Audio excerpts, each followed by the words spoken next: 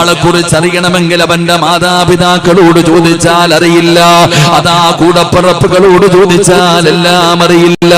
പടച്ചവനെ കൂട്ടുകാരോടും കുടുംബക്കാരോടും ചോദിച്ചാൽ എല്ലാ കാര്യങ്ങളും അറിയില്ല.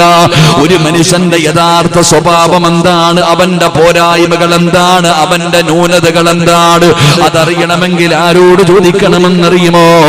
പാതിരാത്രി അവന്റെ കൂടെ കിടപ്പറയിൽ ഒരു പുതപ്പിന്റെ കീഴിൽ കിടക്കുന്ന പ്രിയപ്പെട്ട ഭാര്യയുണ്ടല്ലോ, ആ ഭാര്യയോട് ചോദിച്ചാൽ അറിയാം ഒരു മനുഷ്യന്റെ യഥാർത്ഥ സ്വഭാവം എന്താണെന്ന്. ഈ നിരന്നിരിക്കുന്ന നിങ്ങൾ ഓരോരുത്തരുടെയും യഥാർത്ഥ സ്വഭാവം എന്താണെന്നറിയാ. നാട്ടുകാരോട് ചോദിച്ചാ പോരാ, രാത്രി കൂടെ കിടക്കുന്ന പ്രിയപ്പെട്ട ഭാര്യയോട് ചോദിക്കണമല്ലോ. നിങ്ങളുടെ മുന്നിൽ നീ വലിയവനാണ്, മഹാനാണ്, നിന്നെ ആദരിക്കുന്നു, ബഹുമാനിക്കുന്നു, വലിയ സ്ഥാനം തരുന്നു, അതിലൊന്നും ഒരു കാര്യമില്ലടോ. നിനക്ക് സ്ഥാനം കിട്ടേണ്ടത് എവിടെയാണെന്നറിയുമോ? നീ മഹർ കൊടുത്ത് വിവാഹം കഴിച്ച നിന്റെ ഭാര്യയുടെ മുന്നിലാ. അവിടെയാണ് നിനക്കൊരു വിലയുണ്ടാകേണ്ടത്, അവിടെയാണ് നിനക്കൊരു സ്ഥാനമുണ്ടാകേണ്ടത്. അവളാണ് നിന്നെ കുറിച്ച് പറയേണ്ടത്, അവളാണ് നിന്നെ ബഹുമാനിക്കേണ്ടത്. അതുകൊണ്ട് അല്ലാഹുവിന്റെ പ്രവാചകനെ കുറിച്ചുള്ള അഭിപ്രായം എന്താണെന്ന് നബി തങ്ങളുടെ ഭാര്യയായ ആയിഷ ബീവിയോട് ചോദിക്കുമ്പോ ആയിഷ ബീവി റളിയല്ലാഹു തആല അവിടെന്ന് പറഞ്ഞ മറുപടി എന്തെന്നറിയുമോ? കാന ഖുലുഖുഹു ഖുർആൻ. എന്റെ ഭർത്താവ് ഖുർആനായിരുന്നു, എന്റെ ഭർത്താവിന്റെ സ്വഭാവം ഖുർആനായിരുന്നു. എന്റെ ഭർത്താവ് പരിശുദ്ധമായ ഖുർആൻ എന്താണോ പറഞ്ഞിട്ടുള്ളത് അതുപോലെയാണ് എന്റെ ഭർത്താവ് ജീവിച്ചിരുന്നത്. കാന ഖുലുഖുഹു ഖുർആൻ. എന്റെ ഭർത്താവ് ഖുർആനായിരുന്നു എന്ന് ആയിഷ ബീബി റളിയല്ലാഹു തആല അൻഹ പറയുമ്പോ അല്ലാഹുവിന്റെ പ്രവാചകന്റെ 23 വർഷക്കാലത്തെ ജീവിതം ഖുർആനായിരുന്നല്ലോ. ആ ഖുർആൻ എങ്ങനെയാണോ ജീവിക്കാൻ പറഞ്ഞത് അതുപോലെയാണ് നബിതങ്ങൾ ജീവിച്ചിരുന്നത്. അല്ലാഹുവിന്റെ പ്രവാചകന് പഠിപ്പിച്ചു തരാത്ത ഏതെങ്കിലും ഒരു വിഷയം പറയാൻ ഖിയാമത്ത് നാൾ വരെയുള്ള ഒരു മുസ്ലിമിന് കഴിയുമോ? എന്റെ നബിതങ്ങളെ ഇന്ന വിഷയത്തെ കുറിച്ച് എനിക്ക് പഠിപ്പിച്ചു തന്നിട്ടില്ല എന്ന് പറയാൻ പറ്റുമോ? നബിതങ്ങളെല്ലാം പഠിപ്പിച്ചു തന്നിട്ടുണ്ട്.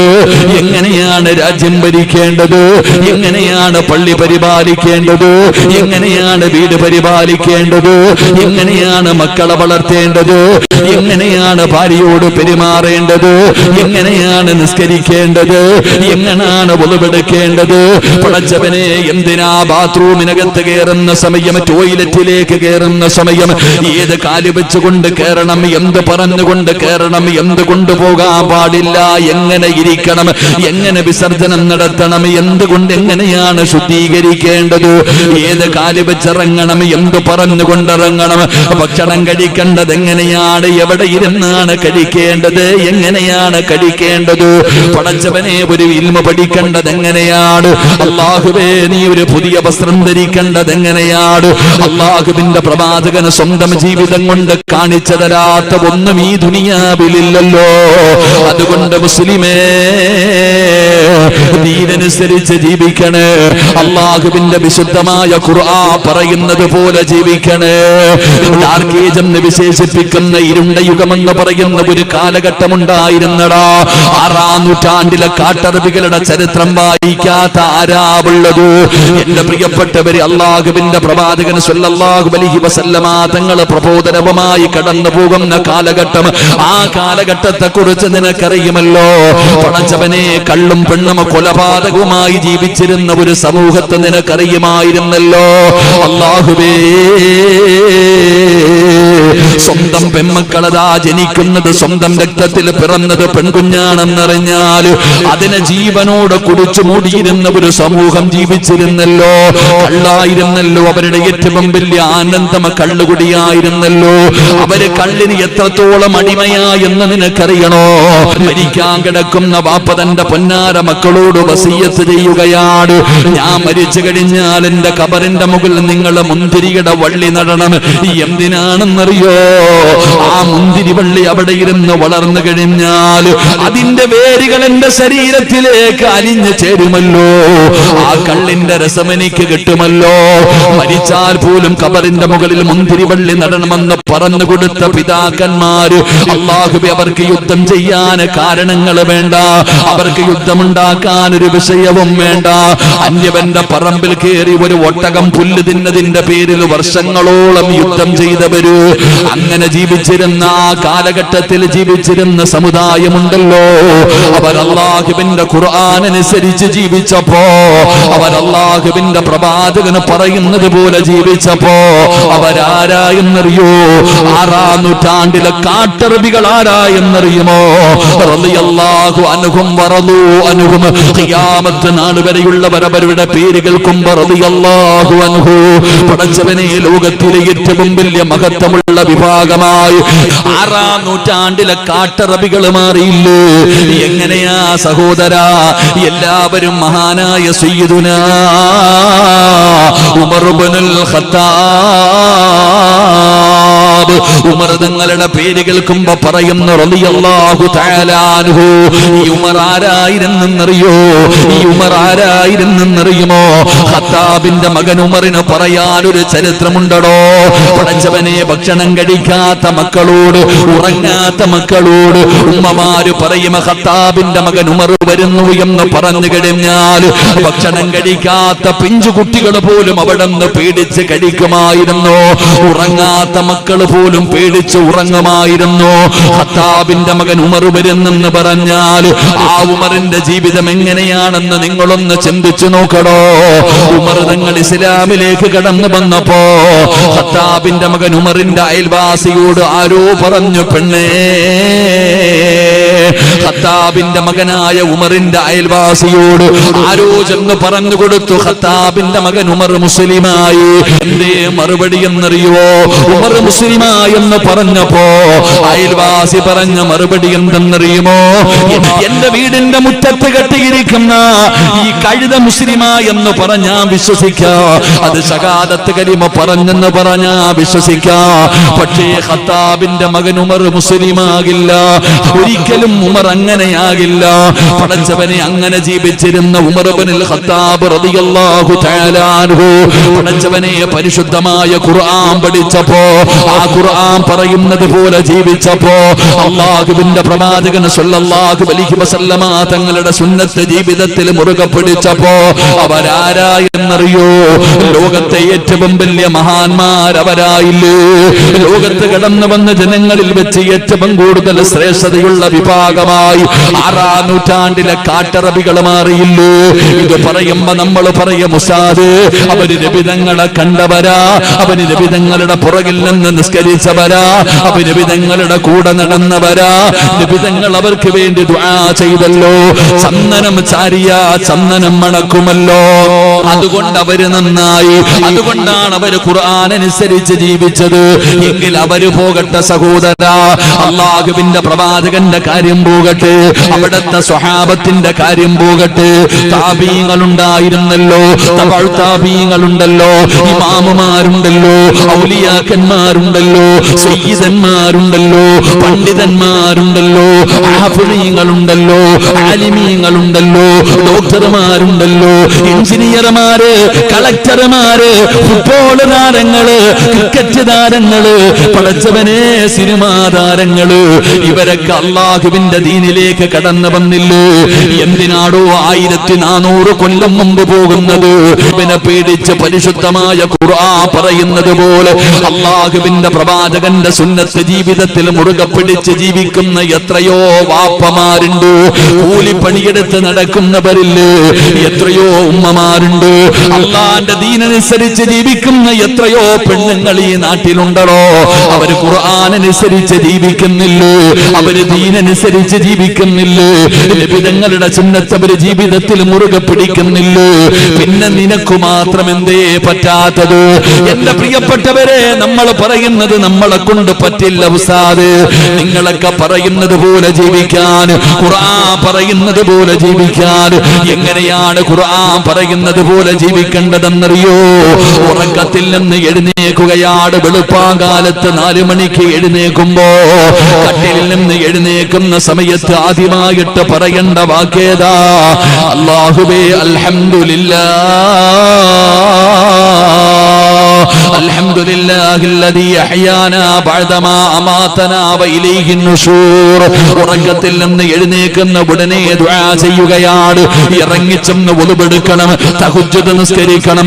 എന്നിട്ട് അളിയിൽ നിന്ന് ബാങ്ക് വിളിക്കുമ്പോ സുബഹിക്ക് പള്ളിയിലേക്ക് കടന്നു വരണം. പടച്ചവനെ, സുന്നത്ത് നിസ്കരിക്കണം. ഇഖാമത്ത് കൊടുക്കുന്നത് വരെ കാത്തിരിക്കണം. അതാ ഇഖാമത്ത് കൊടുത്തു കഴിഞ്ഞാൽ ഇമാമിന്റെ പുറകിൽ നിന്ന് നിസ്കരിക്കണം. ഫർള് നമസ്കാരം കഴിഞ്ഞു, അവിടുന്ന് ദിക്റുകൾ പറഞ്ഞു, അവിടുന്ന് ദുആ ചെയ്തു. എല്ലാവരും പടച്ചവനെ നിസ്കാരപ്പായിൽ തന്നെ ഇരിക്കണം. അതാ ഖുർആൻ ഓതി ദിക്ർ പറഞ്ഞുകൊണ്ട്, സലാത്തുകൾ പറഞ്ഞുകൊണ്ട് സൂര്യൻ ഉദിക്കുന്നത് വരെ 6:45 വരെ ആ നിസ്കാരപ്പായിൽ തന്നെ ഉറങ്ങാതെ, തമാശ പറയാതെ, ദുനിയാവിന്റെ കാര്യം പറയാതെ അവിടെ ഇരുന്നു കൊണ്ട് നന്മകൾ ചെയ്യണം. സൂര്യൻ ഉദിച്ചു കഴിഞ്ഞാൽ എഴുന്നേറ്റ് 2 റക്അത്ത് നിസ്കരിക്കണം. എന്നിട്ട് പള്ളിയുടെ വെളിയിലേക്ക് ഇറങ്ങണം. ദുആ ചെയ്തുകൊണ്ട് വേണം ഇറങ്ങാൻ. കണ്ണുകൊണ്ട് ഹറാമ് കാണരുത്, ചെവി കൊണ്ട് ഹറാമ് കേൾക്കരുത്, നാവ് കൊണ്ട് ഹറാമ് പറയരുത്, കൈ കൊണ്ട് ഹറാമ് തുടരുത്, കാലുകൊണ്ട് ഹറാമിലേക്ക് നടക്കരുത്, ഹൃദയം കൊണ്ട് പാപം ചിന്തിക്കരുത്. ഇതുപോലെ വീട്ടിലേക്ക് നടന്നു പോകണം. പടച്ചവനെ, ജോലിക്ക് പോകണം. അല്ലാഹുവിനെ ഭയന്നുകൊണ്ട് വേണം ജീവിക്കാൻ. ഹറാമ് തുടരുത്, ഹറാമുമായി ബന്ധപ്പെടരുത്. ഹലാലായ കച്ചവടം നടത്തണം. ദുഹറിന് ബാങ്ക് വിളിച്ചാ പള്ളിയിൽ വന്ന് നിസ്കരിക്കണം. പിന്നെ ഹലാലായ ഭക്ഷണം കഴിക്കണം. പിന്നെയും ജോലിക്ക് പോകണം. അസറായ പള്ളിയിൽ വന്ന് നിസ്കരിക്കണം. പടച്ചവനെ, മഗ്രിബ് നമസ്കരിക്കണം, ഖുർആൻ ഓതണം, ദിക്ർ പറയണം, സ്വലാത്ത് പറയണം. ഇശാ നമസ്കാരത്തിന് ബാങ്ക് വിളിച്ചാ ഇശാ നിസ്കരിക്കണം. അല്ലാഹുവേ, എന്നിട്ട് എല്ലാം കഴിഞ്ഞു ഉളുവെടുത്തിട്ട് നിസ്കാരതാ ഉളുവെടുത്തു കിടപ്പറയിലേക്ക് കടന്നു ചെന്നിട്ട് അല്ലാഹുമ്മ ബിസ്മിക അമൂതു വഅഹ്യാ എന്ന് പറഞ്ഞുകൊണ്ട് കിടന്നുറങ്ങണം. ഇതാണ് ഖുർആൻ പറയുന്നത്. അല്ലാഹുവിന്റെ പ്രവാചകൻ സല്ലല്ലാഹു അലൈഹി വസല്ലം തങ്ങൾ പറയുന്നു, ഇങ്ങനെ വേണം ഒരു മുസ്ലിം ജീവിക്കാൻ. എന്റെ പ്രിയപ്പെട്ട സഹോദരങ്ങളെ, നമ്മൾ ദുനിയാവെടുത്ത് മുന്നിൽ വെച്ചിട്ട് ദുനിയാവിന്റെ പ്രയാസങ്ങൾ പറഞ്ഞിട്ട് പറയുന്നു ദീൻ അനുസരിച്ച് ജീവിക്കാൻ പറ്റൂല. നിങ്ങൾ പറയുന്നത് പോലെ ഖുർആൻ അനുസരിച്ച് ജീവിക്കാൻ പറ്റൂല. അങ്ങനെ ജീവിക്കണമെങ്കിൽ വീടിനകത്ത് മൂലയിലിരിക്കണം. നമ്മൾ പറയുന്നത് എല്ലാം കഴിഞ്ഞ് മക്കളെ കെട്ടിക്കണം, വീട് വെക്കണം, മക്കളെ കെട്ടിക്കണം, സേഫ് ആകണം. എല്ലാം കഴിഞ്ഞിട്ട് അവസാനം വയസ്സാം കാലത്ത് ഒന്നിനും പറ്റാത്ത സമയത്ത് നോക്കാം. അള്ളാഹു നമുക്ക് ഈമാൻ തരുമാറാകട്ടെ. ഉദാഹരണം പറഞ്ഞാൽ കടപ്പുറത്തൊരുത്തം വള്ളം മേടിച്ചു വെച്ചിട്ടുണ്ട്. ചങ്ങാതി ഒരു വഞ്ചി വാങ്ങി, ഒരു വള്ളം വാങ്ങി മീൻ പിടിക്കാൻ പോവാൻ. എന്നിട്ട് അപ്പൊ ഇങ്ങനെ കടപ്പുറത്ത് കൊണ്ടുപോയി വെച്ചിട്ട് ഇങ്ങനെ നിൽക്കുന്നുണ്ട്. അപ്പൊ ചോദിക്കുന്നു, എടാ ചങ്ങാതി, നീ വള്ളം ഇറക്കുന്നില്ലേ മീൻ പിടിക്കാൻ പോകാൻ? നീ വള്ളം ഇറക്കുന്നില്ലേ, ഈ തോണി ഇറക്കുന്നില്ലേ, തോണി ഇറക്കുന്നില്ലേ മീൻ പിടിക്കാൻ പോകാൻ? ഓൻ പറയുക, ഈ തിരമാല ഒന്ന് തീരട്ടെ എന്നിട്ട് തോണി ഇറക്കാന്ന് പറഞ്ഞ് നിൽക്കാൻ. കടപ്പുറത്ത് കൊണ്ടുപോയി തോണി നിർത്തിയിട്ട് ഒരു മനുഷ്യൻ പറയുകയാ, ഈ തിരമാല തീർന്നിട്ട് തോണി ഇറക്കാന്ന് പറഞ്ഞ് ഞാൻ നിൽക്കാം.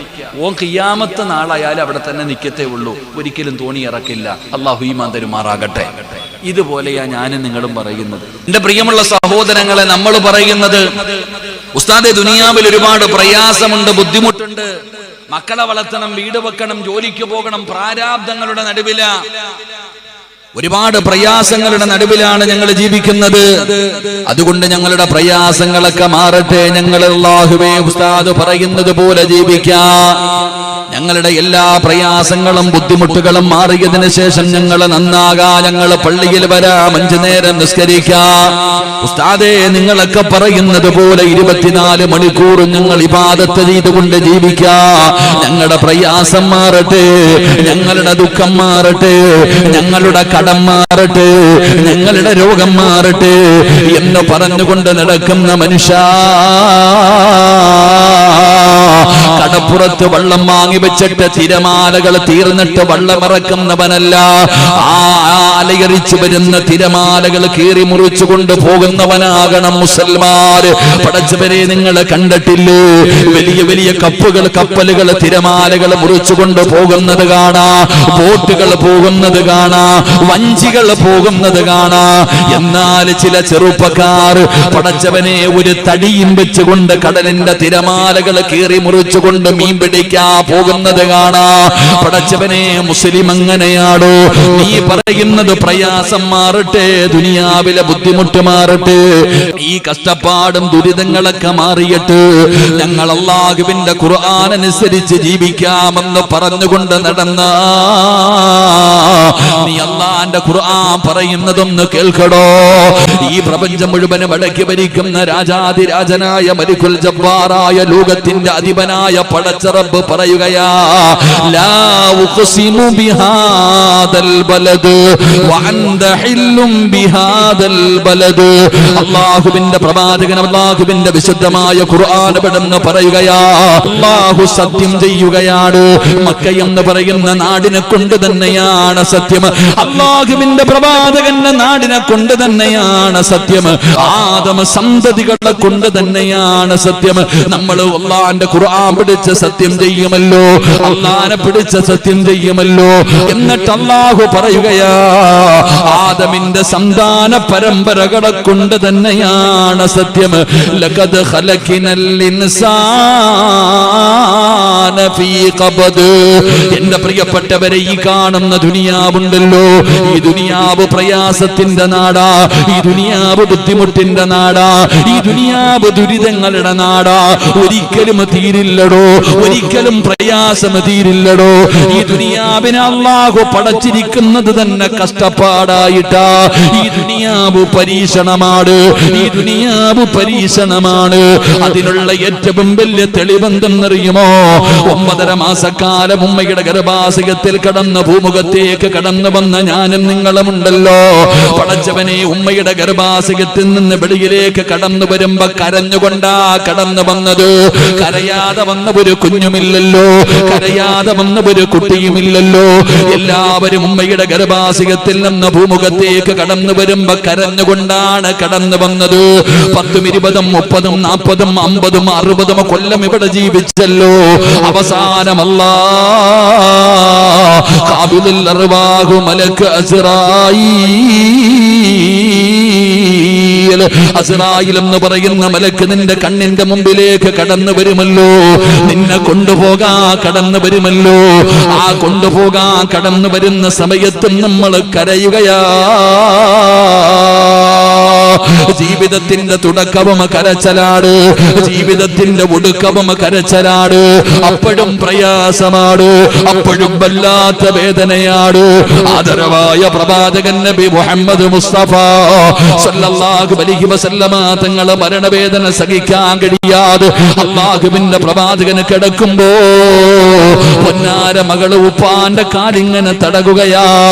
വെള്ളത്തിനകത്ത് തുണി മുക്കിയിട്ട് ആയിഷ ബീവി റളിയല്ലാഹു തആല തന്റെ പ്രിയപ്പെട്ട ഭർത്താവിന്റെ മുഖവും നെറ്റിത്തടവും തുടച്ചു കൊടുക്കുകയാ. അടുത്തു വെച്ചിരിക്കുന്ന പാത്രത്തിനകത്ത് വെള്ളത്തിനകത്ത് കൈയിട്ടിട്ട് അല്ലാഹുവിന്റെ പ്രവാചകന് വെള്ളം അവിടെ നിന്ന് കോരി മുഖത്തൊഴിക്കുകയാ. എന്നിട്ട് നബി തങ്ങൾ പറഞ്ഞതെന്തെന്നറിയുമോ? ആയിഷ, ഇന്നലിൽ മൗതി ലസകറാ, മരണത്തിന് വല്ലാത്ത വേദനയാണെന്ന് നിബിധങ്ങൾ പോലും അവിടെ നിന്ന് പറഞ്ഞെങ്കിൽ ഒരുമിച്ച് കൂടിയവരെ, എന്റെ പ്രിയപ്പെട്ടവരെ, നിന്റെ ഒടുക്കവും വേദനയാ, നിന്റെ തുടക്കവും വേദനയാ. ഇതാടോ ദുനിയാവ്, ഇതാടോ ദുനിയാവ്. ദുനിയാവിലെ പ്രയാസം ഒരിക്കലും മാറില്ല, ദുനിയാവിലെ പ്രാരാബ്ദം ഒരിക്കലും മാറില്ല, ഈ ദുനിയാവിലെ ബുദ്ധിമുട്ട് ഒരിക്കലും മാറില്ല. ബുദ്ധിമുട്ട് മാറണമെങ്കിൽ എവിടെ പോകണമെന്നറിയോ? പ്രയാസങ്ങൾ മാറണമെങ്കിൽ എവിടെ പോകണമെന്നറിയുമോ? വലനബുലൂകും ബിശ്ശർരി വൽ ഖൈരി ഫിത്നാ വഇലൈനാ തുർജഊൻ. അതൊക്കെ നാളെ പടച്ച റബ്ബിന്റെ മുമ്പിലാണോ? അതൊക്കെ നാളെ മരണത്തിന് ശേഷമുള്ള ജീവിതത്തിലാ സമാധാനമൊക്കെ ഉള്ളത്. അതുകൊണ്ട് ദുനിയാവിലെ ജീവിതമുണ്ടല്ലോ, ഇത് പ്രയാസമാ, ഇത് വല്ലാത്ത ബുദ്ധിമുട്ടാ, ഇത് വല്ലാത്ത ത്യാഗമാ. അതുകൊണ്ടാണ് അല്ലാഹു സുബ്ഹാനഹു വ തആല ചോദിക്കുകയാ, അം ഹസിബതും അൻ തദ്ഖുലുൽ ജന്ന ഫലമ്മാ യഅതികും മസലുൽ ലദീന ഖലൗ മിൻ ഖബ്ലികും. എന്റെ പ്രിയപ്പെട്ടവരോട് അല്ലാഹുവോട് ചോദിക്കുന്ന സ്വർഗ്ഗം ദാ, സ്വർഗ്ഗം ദാ, സ്വർഗ്ഗം ദാ. പടച്ചവനെ നിസ്കരിച്ചു കഴിഞ്ഞാലും വഅദിന് പോയാലും ഖുർആൻ ഓതിയാലും എല്ലാവരും പടച്ച റബ്ബിനോട് ചോദിക്കുന്ന സ്വർഗ്ഗം തരണേ, സ്വർഗ്ഗം തരണേ. അല്ലാഹു ചോദിക്കുകയാ, അല്ലാഹു ചോദിക്കുകയാ, ഓസിന് പോകാമെന്ന് കരുതിയോടാ ചെറുപ്പക്കാരാ. അല്ലാഹു ചോദിക്കുകയാണ്, വെറുതെ കേറി പോകാൻ പറ്റുന്ന ഒരു സ്ഥലമാണോ സ്വർഗമെന്ന് അള്ളാന്റെ ഖുർആൻ ചോദിക്കുമ്പോ 10 ദിവസം നീണ്ടു നിന്നിരുന്ന ഈ ബേക്കൽ കടപ്പുറത്ത് ബീച്ചിനകത്തൊരു പരിപാടി നടന്നപ്പോ ഈ ദുനിയാവിലെ ജനങ്ങൾ ഒരുക്കി വെച്ചിരിക്കുന്ന പരിപാടിക്കകത്ത് ഒന്ന് കയറണമെങ്കിൽ 50 രൂപയുടെ പാസ് എടുത്തിട്ടല്ലേ നീയൊക്കെ കാണാൻ പോയത്. അതിനകത്തുണ്ടാക്കി വെച്ചിരിക്കുന്ന കളിപ്പാട്ടങ്ങളിൽ കേറാ പ്രത്യേക പൈസ കൊടുക്കേണ്ട വന്നില്ലേ? ഹെലികോപ്റ്ററിനകത്ത് കറങ്ങണമെങ്കിൽ പ്രത്യേക പൈസ കൊടുക്കേണ്ട വന്നില്ലേ? ഈ ദുനിയാവിലെ സാധനങ്ങളിൽ കേറണമെങ്കിൽ ഇത്രയും കഷ്ടപ്പാടുണ്ടെങ്കിൽ ഒരു കണ്ണം കാണാത്ത, ഒരു ചെവിയും കേൾക്കാത്ത, നിന്റെയൊക്കെ സ്വപ്നത്തിൽ പോലും ഊഹിക്കാൻ കഴിയാത്ത അല്ലാഹുവിന്റെ അനുഗ്രഹങ്ങൾ കൊണ്ട് നിറച്ചിരിക്കുന്ന സ്വർഗമുണ്ടല്ലോ. ആ സ്വർഗത്തിലേക്ക് പോകണമെങ്കിൽ ഓസിന് കയറി പോകാമെന്ന് നീ കരുതിയോ? അല്ലാഹു പറയുകയാ, അല്ലാഹു പറയുകയാ, ഇല്ലടാ, കേറി പോകാൻ പറ്റില്ല. ഫലമ്മാ യഅതികും മസലുൽ ലദീന ഖലൗ മിൻ ഖബ്ലികും. നിന്റെ മുൻഗാമികൾ അനുഭവിച്ച ദുഃഖങ്ങളും പ്രയാസങ്ങളും ദുരിതങ്ങളും പീഡനങ്ങളും ത്യാഗങ്ങളും കഷ്ടപ്പാട് ഒരുപാട് സഹിക്കേണ്ടി വരുമടാ. ഒരുപാട് പ്രയാസങ്ങൾ അനുഭവിക്കേണ്ടി വരും. അല്ലാതെ അള്ളാന്റെ സ്വർഗത്തിൽ നിനക്ക് കടക്കാ കഴിയില്ലെന്ന് അല്ലാഹുവിന്റെ വിശുദ്ധ ഖുർആൻ.